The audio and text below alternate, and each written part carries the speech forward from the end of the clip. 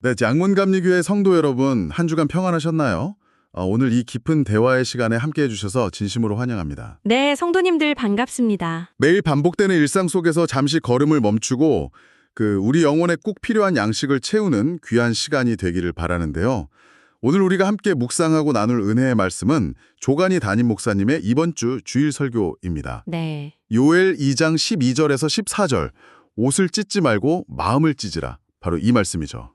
오늘 나누게 될 요엘서 말씀은 정말 이제 우리 신앙의 심장부를 관통하는 강력한 메시지를 담고 있거든요. 말씀을 찬찬히 들여다보면 그 수천 년 전 유다 땅을 덮쳤던 끔찍한 재앙이 마치 눈앞에 펼쳐지는 것처럼 생생합니다. 맞아요. 저도 목사님께서 설교 서론에서 묘사해 주신 그 메뚜기 때 재앙, 그 참혹한 풍경을 떠올려 보니까 정말 숨이 턱 막히더라고요. 그렇죠. 완전히 초토화된 상태였으니까요. 네. 한때는 푸르렀을 포도나무가 잎사귀 하나 없이 앙상한 가지만 덩그러니 남고 무화과 나무는 껍질까지 다 벗겨져서 하얗게 말라버린 그 황량한 들판 말입니다. 게다가 밭의 곡식이 다 끊어지니까 하나님께 마땅히 올려드려야 할 재물조차 없어진 겁니다. 성전에서의 예배가 완전히 중단돼 버린 텅 빈 상태였죠. 자, 이 부분을 한번 짚어볼까요? 목사님께서 아주 예리하게 짚어주신 부분이 바로 이 지점인데요.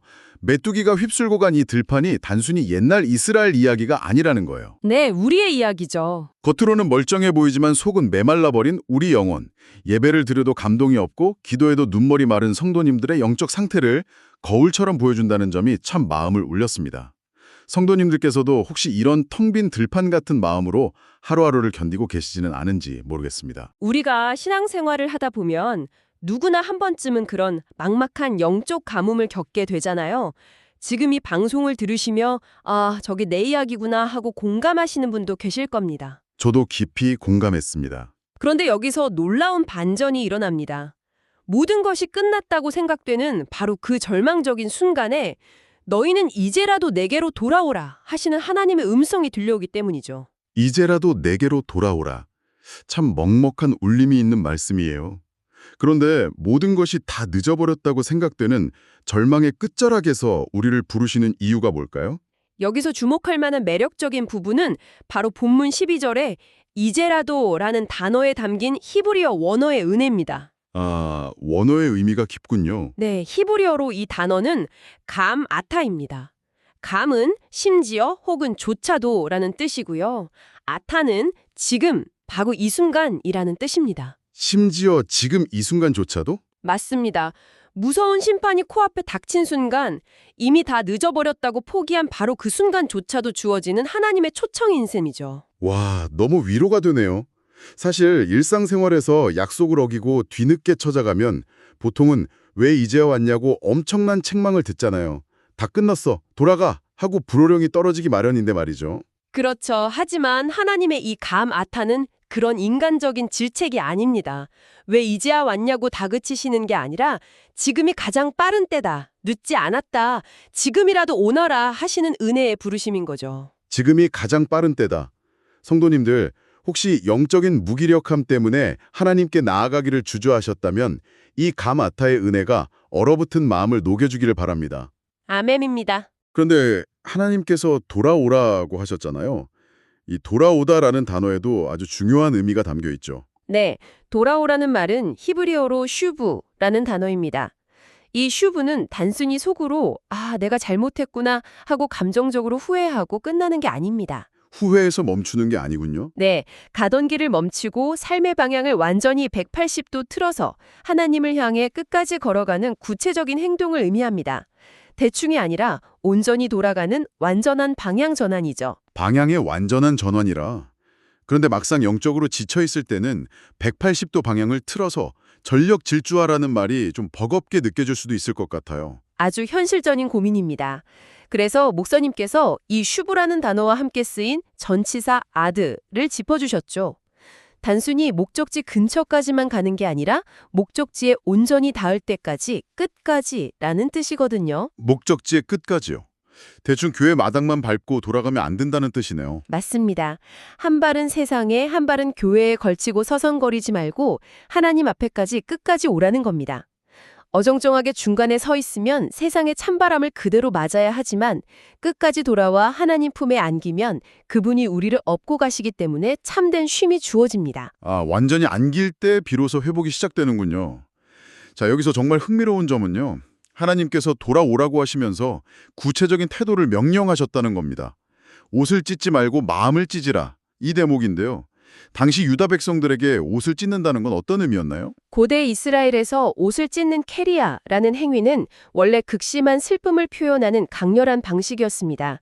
그런데 요엘 선지자 시대에 와서는 이게 그저 남들에게 나 회개하고 있어요 보여주기 위한 껍데기 형식으로 전락해버린 겁니다. 화려하게 북북 찢는 종교적인 연기를 했다는 거네요. 정확합니다.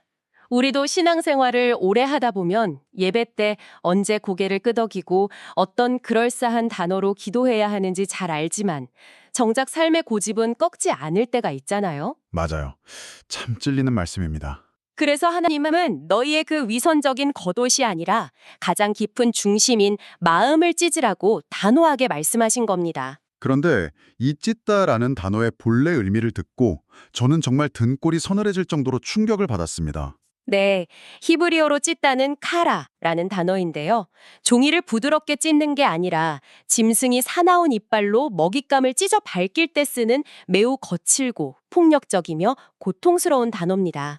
세상에 짐승이 먹이를 찢어 밝힐 때 쓰는 단어라니요. 우리가 평생 옳다고 붙들고 살아온 고집, 내 자존심이 철저히 박살나고 깨어지는 아주 고통스러운 과정을 의미합니다. 그리고 그 대상이 바로 마음, 히브리어로 레브입니다. 레브요? 네, 단순한 감정이 아니라 인간의 생각, 의지, 양심의 중심부를 뜻하죠. 그 중심부가 깨어져야 한다는 거군요. 저는 목사님 설교 중에 굳은 땅과 은혜의 비애화가 일상에 확 와닿더라고요. 가뭄 끝에 은혜의 비가 쏟아져도 굳은 땅은 물을 흡수하지 못하고 다 흘려보낸다는 그 비유 말입니다. 맞습니다. 돌덩이처럼 딱딱하게 굳은 땅은 겉으로만 물이 고일 뿐 속으로 스며들지 못하죠. 혹시 우리의 마음밭도 이 굳은 땅과 같지는 않은지 돌아보게 됩니다. 주일마다 말씀과 기도의 은혜가 폭포수처럼 쏟아져도 내 삶의 변화가 없다면 그건 비가 부족해서가 아니라 내 마음의 밭이 너무 굳어있기 때문이잖아요. 네, 그래서 굳은 마음은 짐승이 먹이를 찢듯 칼아, 철저하게 갈아엎고 찢어야만 합니다. 아프지만 그 찢어진 틈새로 생명의 은혜가 스며들 수 있으니까요. 그렇다면 이게 우리에게 어떤 의미일까요? 솔직히 마음을 찢는다는 게 너무 고통스럽고 두려운 일이잖아요. 하나님은 왜 굳이 우리가 그렇게 아프게 깨어지기를 원하시는 걸까요? 이것을 조금 더 큰 그림과 연결해보면 하나님의 본심을 알 수 있습니다. 13절에 자비로우시며 라는 단어가 나오는데 히브리어로 라훔입니다. 놀랍게도 이 단어의 어근이 자궁을 뜻하는 레헴에서 왔습니다. 하나님의 크신 자비가 어머니의 자궁이라는 뜻에서 왔다고요? 와, 정말 뭉클합니다. 어머니가 뱃속의 아이와 탯줄로 연결되어 아이의 고통을 자신의 몸처럼 느끼는 그 끈끈한 생명의 사랑입니다. 하나님은 멀리서 우리를 동정하시는 게 아니라 우리가 고통스러워할 때 당신의 몸이 찢어지는 듯한 아픔을 똑같이 느끼시는 어머니의 사랑을 품고 계신 거죠. 와, 우리를 괴롭히려는 게 아니라 그 단단한 껍데기를 깨고 나와서 따뜻한 생명의 품으로 돌아오기를 애타게 기다리시는 거였네요. 그래서 완벽한 회복의 공식이 성립됩니다. 우리가 마음을 찢고 쉬브, 즉 돌아오면 하나님은 나함 하신다. 이 나함은 뜻을 돌이키시고 깊은 탄식으로 불쌍히 여기신다는 뜻입니다. 우리가 진실하게 중심을 찢기만 하면 완전한 회복의 은혜를 베풀어 주신다는 거군요. 네, 맞습니다. 그런데 가만히 생각해보면 우리는 참 연약하잖아요. 스스로 굳은 마음을 찢어보려고 결심해도 며칠 못 가 옛날 모습으로 돌아가 버리곤 합니다. 우리 힘으로는 완전히 찢을 수가 없어요. 그게 바로 인간의 한계죠. 그래서 이 말씀은 궁극적으로 십자가의 복음으로 이어집니다. 스스로 마음을 완전히 찢을 수 없는 연약한 우리를 대신해서 예수님께서 십자가에서 직접 당신의 몸을 찢으셨습니다. 아, 십자가에서 예수님의 몸이 칼아, 즉 갈기갈기 찢겨졌군요. 네, 예수님의 살이 찢어지시던 그 순간 성전에서 하나님과 우리를 가로막던 휘장도 완전히 찢어졌죠. 우리가 부드러운 새 마음을 선물로 받을 수 있도록 생명의 길을 활짝 열어주신 겁니다. 이것이 바로 은혜로운 십자가 복음입니다. 주님께서 대신 찢기셨기에 딱딱하게 굳었던 우리가 새 생명을 얻게 된 거네요. 우리는 그저 찢기고 상한 내 연약함 있는 그대로를 주님 앞에 가지고 나아가기만 하면 되는 거고요. 맞습니다. 억지로 증명할 필요 없이 그 상처난 심장 자체를 들고 가시면 됩니다. 오늘 이 깊은 대화가 성도님들의 심령에 따뜻한 봄빛처럼 스며들었기를 소망합니다.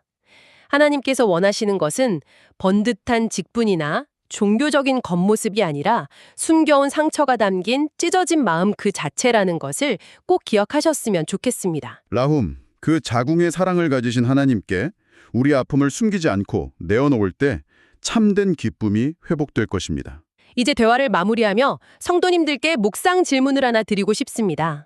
성도님들, 그렇다면 이번 주 우리의 일상 속에서 무의식적으로 겹겹이 껴입고 있는 종교적인 겉옷은 과연 무엇일까요? 깊이 생각해 볼 문제네요. 혹시 나의 상처난 마음과 메마른 영혼을 가리기 위해 믿음 좋은 척, 괜찮은 척이라는 화려한 옷을 입고 계시지는 않으신가요?